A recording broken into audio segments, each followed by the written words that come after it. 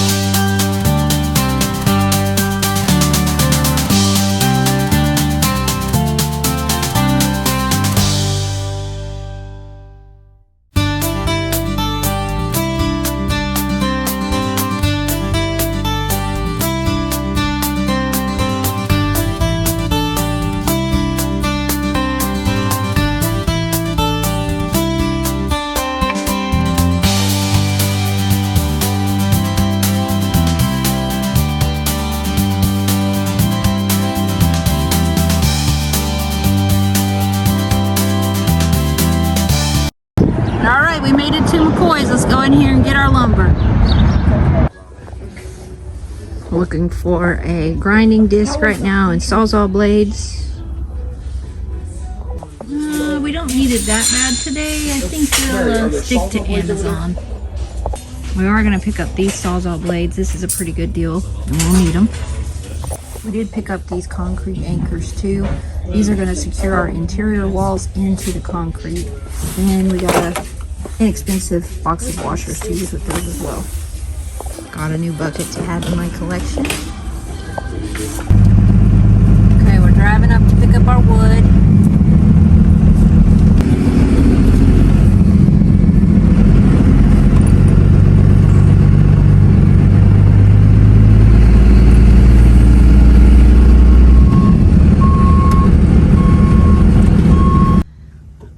Guys, so we're out here on another day to work on the house, get some more walls up. We did have some pretty good rains yesterday, so as you can see there's puddles everywhere. So I think I'm gonna go ahead and go get an air chuck and maybe blow this water off this foundation so we can go ahead and get these walls built. Okay, so here I am with the air chuck. It clearly wasn't doing anything, so I've resorted back to my flex leaf blower. It's the best.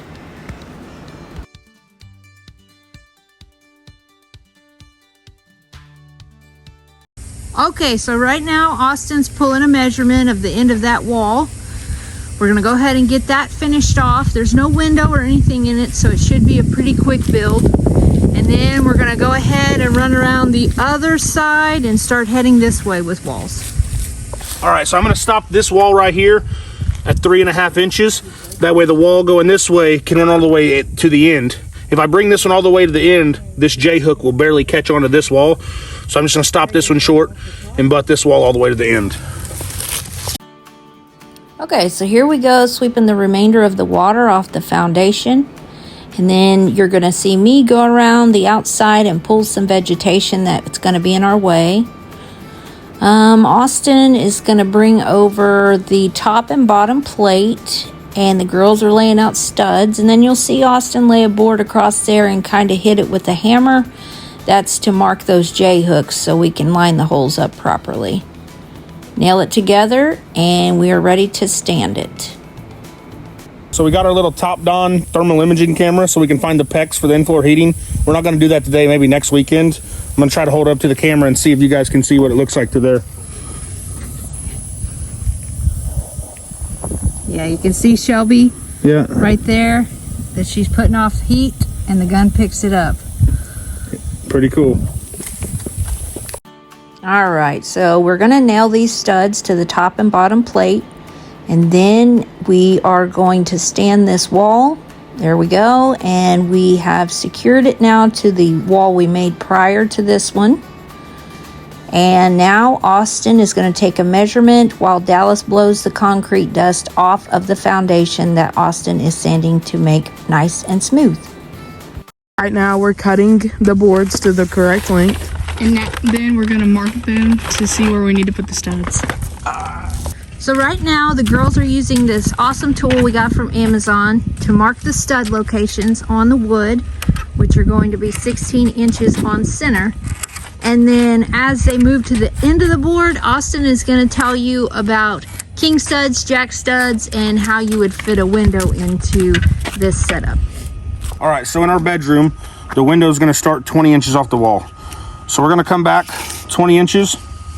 We're going to make us a mark right here. Then our windows are 36 inches. They're actually 35 and a half inches. So we're going to do a rough opening of 37 and a half. So we're going to put that right there. Make sure that's lined up. And we're going to come down to 37 and a half, okay? So there's your actual window opening. Hand me that square shell. So this will be the inside of the window right there. There to here. We're going to go ahead and mark out these two. We're not going to put studs here because they're in the middle of a window opening. They will get cripples later. So now we're going to come right here. We're going to do a single jack and a single king. So 1.5 inches for your jack, 3 inches for your king stud. Square those off. Jack, jack, jack, king, king. We'll come back down this other side, do the same thing over here. So 1.5 inches, 3 inches. Now this one lands on layout where there's another stud will be. So we're going to mark that out for now, and we will just double king this one. That way we have something if a sheet of plywood ends right there. So there's that. There's that. King, king, jack, jack. We're going to go ahead and double king this one because of the layout. So we're going to come down another 1.5 inches.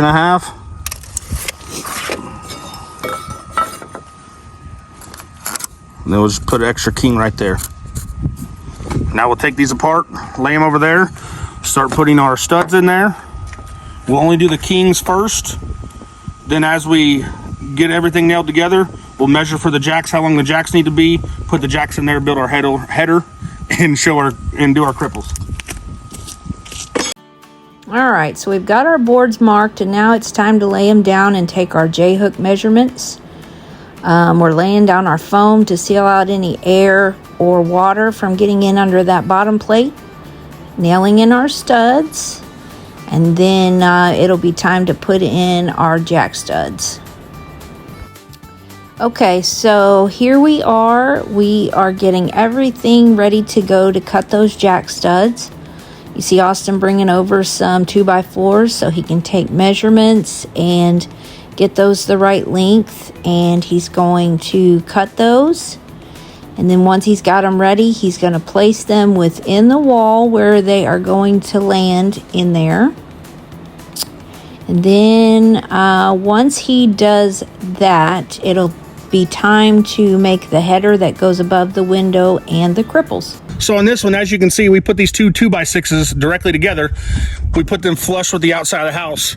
That way we can come in here with the 1/2 inch of spray foam, get right here, the spray foam in between the drywall and the wood, because there's such a thing as thermal bridging. And what thermal bridging is, you can insulate the house as good as you want to, but with the outside wood touching your studs, the heat still transfers through a little bit. That's a pretty big area. If you can stop that much, it really does help.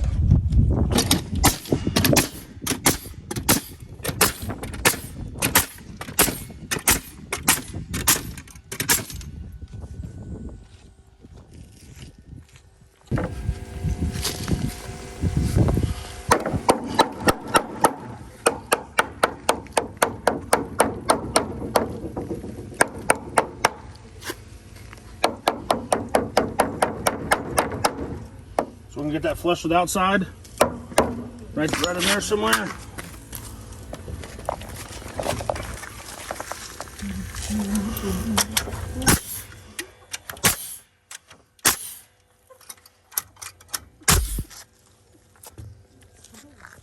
We're gonna do the same thing to this side.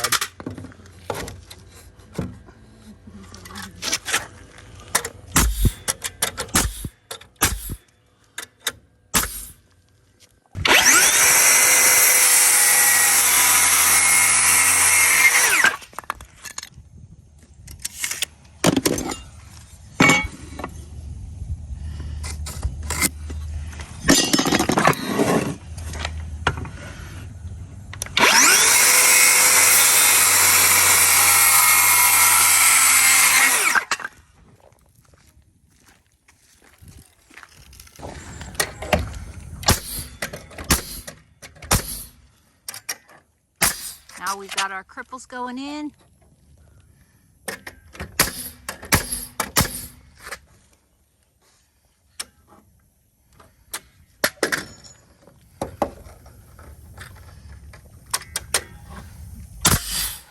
on now.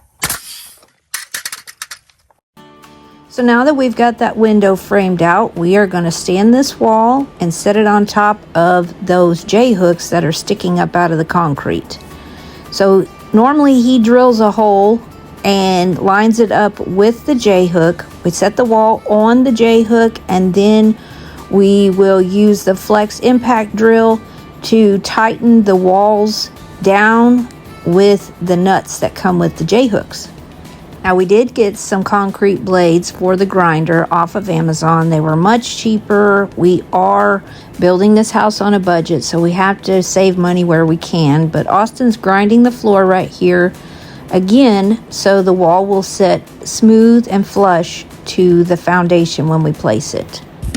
Okay guys, so I think what we're going to go ahead and do now is just go ahead and close in this master bedroom. We've got everything framed out around there. We're going to put this wall in across here just to sturdy it up a little bit, and then I'll go ahead and put on a time lapse when we are ready to stand the wall, and that should do it for the master bedroom. So here we are getting our boards marked out for our wall that's going to close in the master.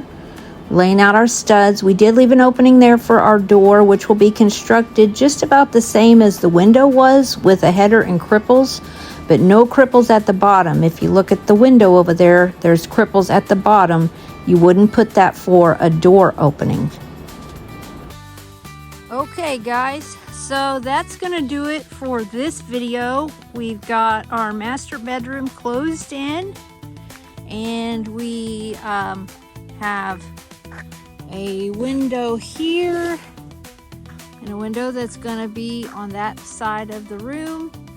This is going to lead us into our master bathroom. Here's our door to get into our room, and then my closet. So thanks so much for watching Homestead Hopes. Join us next time when we will for sure start our living room. This is going to be our living room and kitchen area. We're going to start building those walls to tie everything together. So don't forget to hit like and subscribe, and we will see you next time. Bye guys.